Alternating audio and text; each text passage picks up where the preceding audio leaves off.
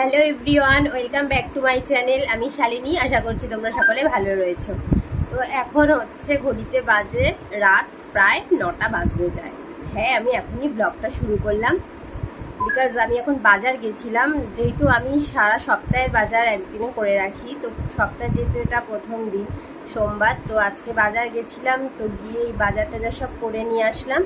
এখন সেগুলোই সব ফ্রিজে স্টোর করব। তো সেই ভিডিওটা তোমাদের সাথে শেয়ার করছি, দেখতে থাকো ব্লগটা। চ্যানেলে নতুন বন্ধু হয়ে থাকলে কিন্তু প্লিজ চ্যানেলটা একটু সাবস্ক্রাইব করে দিও, আর ভিডিওটা ভালো লাগলে অবশ্যই একটা লাইক করো। যেহেতু অভিকে 10টার মধ্যে অফিসে জয়েন করতে হয়, তো ওর পক্ষে সকালবেলা উঠে বাজার করে তারপর অফিস যাওয়াটা ইম্পসিবল হয়ে পড়ে। তো তার জন্য আমরা কি করি, আমরা সপ্তাহে প্রথম দিন বিশেষ করে সোমবারটাতেই আমরা বাজারটা করে রাখি, যাতে করে আমাদের সুবিধাও হয়, আর সারা সপ্তাহের বাজারই করে রাখি। তারপর যা ফুরি আসে সেগুলো আবার টুকটুক করে আনা হয়, অফিস থেকে যখনও আসে তখন নিয়ে আসে। তো এখানে দেখো সব সবজি টবজি আমি বার করে নিচ্ছি। তো এগুলোকে এবার আমি ফ্রিজের বক্সে ঢুকিয়ে নেব।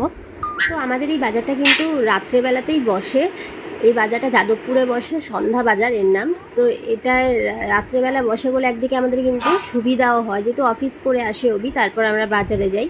তো রাত্রেবেলাতে তাই জন্য আমরা বাজারটা করি। আর এটা হলো খারকোল পাতা। এটা আমার ভীষণই একটা ফেভারিট খাবার বলতে পারো, মানে এই পাতাটার বাটা আর কি। তো এটা আমি খুঁজতে থাকি বাজারে যখন বর্ষাকাল আসে, এটা বর্ষাকালেই পাওয়া যায়। আর এখানে টিটু মিঠুকে আমি একটুখানি কুদরি দিয়ে দিলাম, ওরা পাগল করে দিচ্ছিল আমায়। আর এই দেখো এখানে মাছ আমি এখন ধুয়ে বেছে নিচ্ছি, মানে কেটেই আনা হয় বাজার থেকে, তো তাও আমি একবার ভালোভাবে ক্লিন করে নিচ্ছি। আর প্লিজ গাইজ, আমার এই টিটু মিঠুর ভয়েসটা তোমরা একটু ইগনোর করে যেও, বিকজ আমি যখনই ভয়েস দিতে বসি ওরা তখনই এরকম করে। তোমরা তো জানোই যারা আমার রেগুলার ভিউয়ার্স রয়েছে। আর এখানে দেখো আমি রাতের ডিনারে এবার চলে এলাম। তো ডিনারে করছি এগ তড়কা, তারই প্রিপারেশান করে রেখেছি, আগে থেকে সব কেটে নিয়েছি যা যা লাগে। এরপর আমি পেঁয়াজ টমেটো যা যা লাগে তড়কা করতে আর কি, সেগুলোকে ভেজে নিচ্ছি। তো রাতে আজকে তড়কা আর রুমাল রুটি হবে। আর এই দেখো এই সানরাইজের তড়কা মশলা, এটাই আমি ইউজ করি তড়কায়।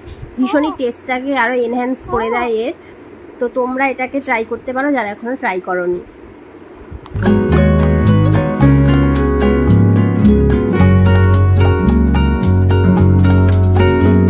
আর এখানে দেখো আমি একটু কাস্তুরি মেথিকে হাতে ক্রাশ করে নিয়ে দিয়ে নিলাম, আর এরপর বাটার দিয়ে নামিয়ে নিলাম। এই দেখো আমার কিন্তু একদম গরম গরম তড়কা তৈরি। আর এটা হলো পরের দিনের ভিডিও, মানে মঙ্গলবারের।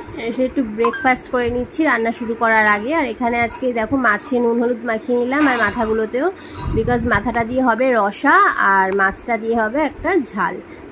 তো নুন আর চা পাতা ফুরিয়ে এসেছিলো, তো সেগুলোই ঢেলে নিলাম। আর এই যে মাছের রসাটা করছি, এটা আমার ঠাকুমা, মানে আমি ঠাকুমাকে আম্মা বলি, তো ওনারই একটা রেসিপি। যখন আমরা ছোট ছিলাম তখন এই রেসিপিটা কিন্তু আমাদের বাড়িতে প্রায়ই হতো, আর আমাদের জয়েন্ট ফ্যামিলি ছিল, তো আমরা ভীষণ ভালো করে মানে মজা করে খেতাম এটা আর কি বলতে পারো। এটা দিয়েই আমাদের খাওয়া হয়ে যেত।